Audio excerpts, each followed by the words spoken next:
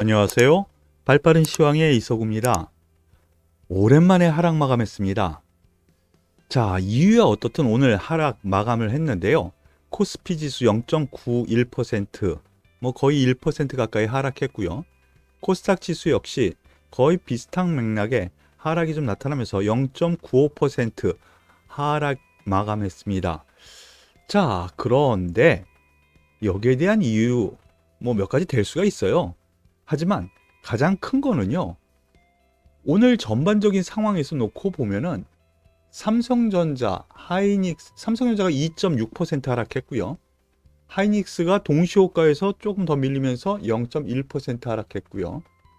대신 LG 에너지 솔루션은 1% 상승하면서 신고가를 쓰긴 했는데 대형 IT주들 대부분이 하락하면서 오늘 옵션 만기일이라는 것을 확실히 보여줬었던 것 같아요.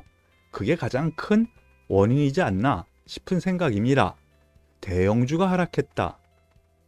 이 정도 선으로 생각을 하시면 되겠는데요. 물론 오늘 하락 출발한 이유는 분명히 있죠.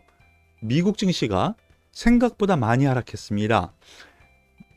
다우산업지수 1.95%, S&P 2.08%, 나스닥 2.48% 하락하면서 전반적인 하락세를 보였고요.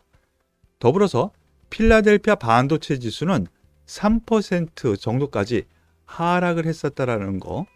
이러므로 인해서 우리나라 하락 출발은 당연시 됐죠. 하지만 플러스 전환까지 했었어요, 장중에. 그 이유는 나스닥 선물이 플러스로 돌아섰고요. 그리고 여기 잠시 가장 중요한 것이 바로 이 부분인데요. 환율입니다. 원달러 환율. 소폭 상승 출발했다가 또 한번 쫙 빠졌습니다.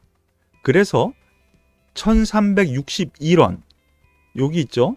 1361원까지 쭉 빠졌었어요.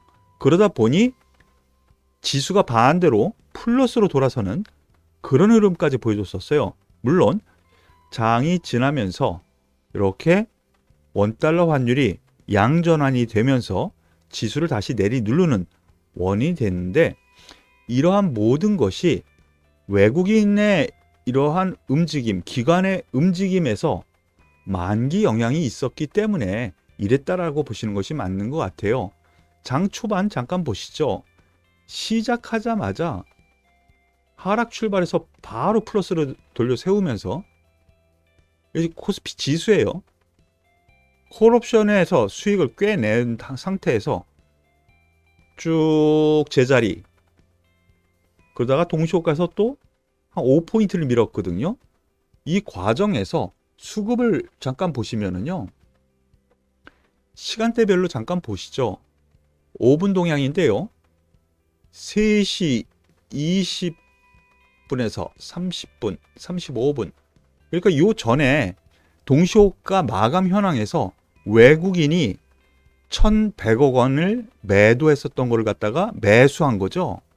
2,200억 매도해서 1,100억 매도니까 1,100억을 오히려 동시호가에서 매수했어요. 그런데 이 기관이 문제죠. 특히 연기금 같은 경우 730억 매수였다가 560억 매도. 그러면 1,200억 넘게 매도한 거죠. 즉 기관 같은 경우에는 거의 매매 안 하다가 갑자기 1,600억 이상을 매도한 거예요. 동시호가에서 일어난 상황이에요.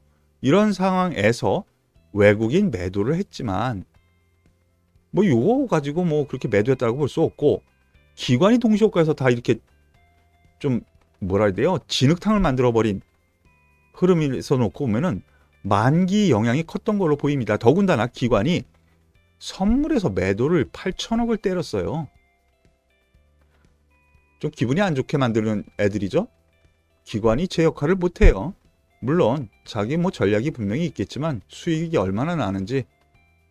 여하튼 외국인이 소폭 매도를 했지만 선물에서는 매수 흐름이 나왔고요. 동시호가 상황까지 놓고 보면은 그닥 포지션을 보더라도 그닥 재미는 못 봤을 것 같네요. 이러한 흐름 안에서의 흐름이 나왔습니다. 자, 여기서 변수 하나씩 살펴보면은요. 우리나라 증시 하락 출발했었던 원인, 그리고 미국 증시 하락의 원인부터 살펴봐야 되겠죠. 일단은 미국 선거 다들 뉴스 보셨을 거예요. 공화당이 압승을 할 걸로 예상을 했었는데 의외로 민주당이 선전을 하면서 하원은 공화당이 뭐 승리를 했다고 하지만 상원에서는 약간 비슷비슷하게 가. 그러면 민주당 입장에서는 괜찮네 라는 흐름이 나온 거고요.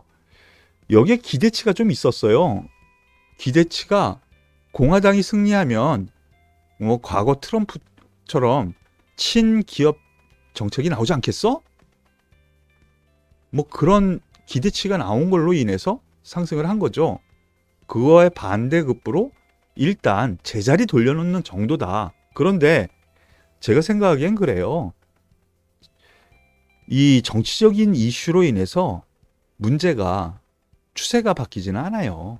그러니까 이 선거 불확실성에 대한 다른 그러한 이유 때문에 미국 시장도 우리나라 시장도 하락했다.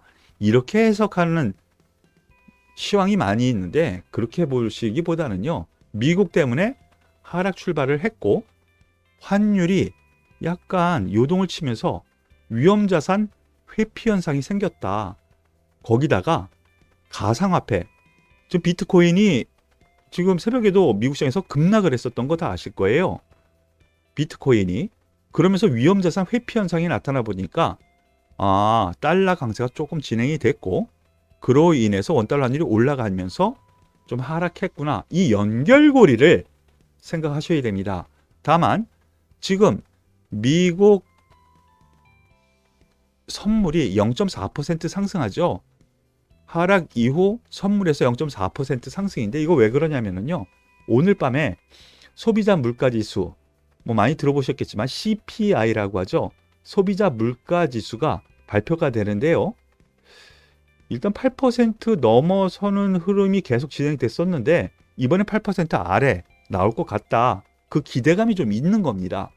그런데 제가 생각하기에 이 CPI 이 소비자 물가지수가 뭐 8% 조금 넘든 조금 아래든 주시장에는 그렇게 이걸로 인해서 뭐 문제가 생기고 그럴 것 같지는 않아요. 왜 그러냐면요. 시장의 해석이 달라지는 겁니다. 어떤 해석? 추세가 이렇게 올라가고 나서는요.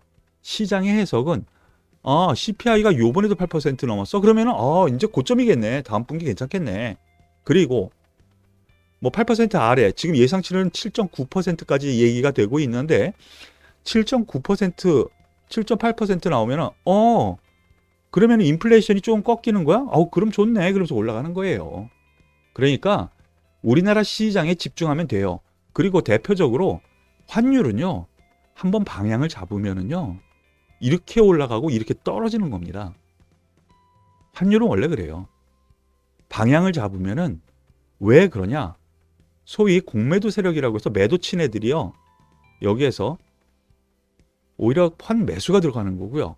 그 싸움이 있는데 한쪽으로 몰리기 시작하면 속도가 생기기 시작하거든요. 그래서 이렇게 올라온 거고 제자리 찾는 과정이라고 생각하시면 돼요. 이러한 흐름 안에서 보시되 제가 말씀드렸죠. 어제 말씀드렸었던 오늘의 전략 내일 조정이 있을 가능성이 큽니다. 그런데 1차적으로는 이 5일선은 한번 테스트할 거 염두에 두고 접근하셔야 되고요. 그리고 좀 깊숙하게 눌리고 뭐 주변 상황에 따라서 하루 이틀 조정을 보이더라도 2350포인트라는 강력한 지지선을 해치지 않을 것 같다라는 판단으로 오늘 시황과 전략을 말씀을 드리겠습니다. 그러면 오늘 특징주 말씀을 드리죠. 오늘 특징주는 일단 대체에너지주 전반적으로 좀 봐야 될 것 같아요. 장 초반 먼저 CS 윈드 풍력 관련주가 7% 급등하면서 연중 신고가를 돌파하는 흐름에서 약간 지수가 밀리다 보니까 다시 약간 밀리는 흐름이 나왔고요. 그리고 여기에 대비해서 뭐 어제도 급등했었던 CS 베어링,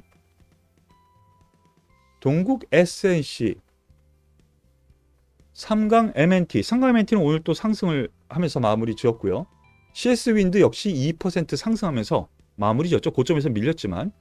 그리고 하나솔루션도 장중에는 3.3% 상승했었는데 플러스 마감을 했어요. 물론 하락 출발했어요. 여기에 대해서 뭐 현대에너지솔루션도 같은 맥락의 상승세가 나왔고요. 그리고 두산에너빌리티 장중에는 좀 쳐 올리는 듯하게 4% 넘게 상승을 했다가 약간 밀리면서 약보한 마감을 하는데, 중소형주 단에서 이 종목 대장주 역할 한다고 말씀드렸었던 BHI 10% 넘게 급등합니다. 역시 대장주가 BHI일 것 같고요. 뭐 주도주는 역시 두산에너빌리티, 즉 주변 환경 관련주들을 끌고 가는 주식은 주도주라고 하거든요. 두산에너빌리티지만 그 안에서도 탄력이 가장 센 대장주 역할은 BHI가 진행되고 있구나 라는 정도로 생각하시면 되겠습니다. 자, 여기에 대해서 오늘 장 초반 또 강세를 보였었던 종목군들이 있죠. 두산 퓨얼셀을 비롯한 수소에너지 혹은 수소차 관련주들이 급등했었어요. 두산 퓨얼셀 같은 경우 지금 고점 1.5% 상출발해서 약간 밀리는 흐름이 좀 나왔고요. 효성중공업 4% 넘게 상승을 했고요. 그리고 일진 하이솔루스, 이거 탱크 만드는 회사예요. 저장 용기, 강보한 마감을 했습니다. 이러한 흐름 안에서 놓고 보면은 오늘 아침 신문이라든가 아니면 방송, TV 방송 보니까 또 많이들 얘기하더라고요. 수소차 정부 정책이 어느 정도 어제 나왔기 때문에 이제부터 봐야 됩니다 라고 했는데, 역시 언론에 이렇게 노출이 되면 단기 차익 매물이 나온다라는 거는 한번 염두에 두고 생각을 해야 된다라는 거를 여러분들께 다시 한번 말씀을 드릴게요. 수소 관련해서는 솔직히 오늘 고점 치고 약간은 좀 밀리지 않을까라는 생각인데 역시나 그런 현상이 나타났네요. 자, 오늘 전반적인 하락세 흐름 안에서 대체 에너지 관련주에서 풍력, 태양광, 원자력, 그리고 수소 관련주 특징주로 말씀을 드렸는데, 이들 종목군들은 여전히 전 세계가 친환경 필요하잖아요. 지금 기후환경 국제회의도 열리고 있고요. 그리고 우크라이나 러시아 전쟁으로 인해서 에너지, 이거 석유 이걸로, 가스 이걸로 대체할 만한 뭔가가 있어야 되는구나 라는 부분이 전반적인 시황의 성장성을 가져다 주는 거거든요. 그러한 부분에서 아직까지 저는 이들 종목군들이 결국에는 한번 세게 나올지 않을까, 즉 주도 흐름이 나오지 않을까라는 기대치 여전하니까요. 여러분들께서도 참고하시길 바라겠습니다. 오늘 하락 종목 수가 훨씬 더 많아서요. 체감 지수는 좀 낮았었던 것 같아요. 하지만 여태까지 올라왔고, 그리고 당연스럽게 앞에 저항대, 매물대에서 매물은 당연히 받는 거예요. 내일 소폭 조정이 있고 그러더라도 저는 충분히 이 고점을 돌파해서 더 갈 여력은 아직은 더 남아있다라는 분석 그리고 생각을 말씀을 드리니까 참고하시고요. 오늘 발빠른 시황은 여기서 마무리 짓도록 하겠습니다. 수고 많으셨고요. 도움이 되셨다면 구독, 좋아요, 그리고 응원의 댓글 꼭 부탁드릴게요. 수고하셨습니다.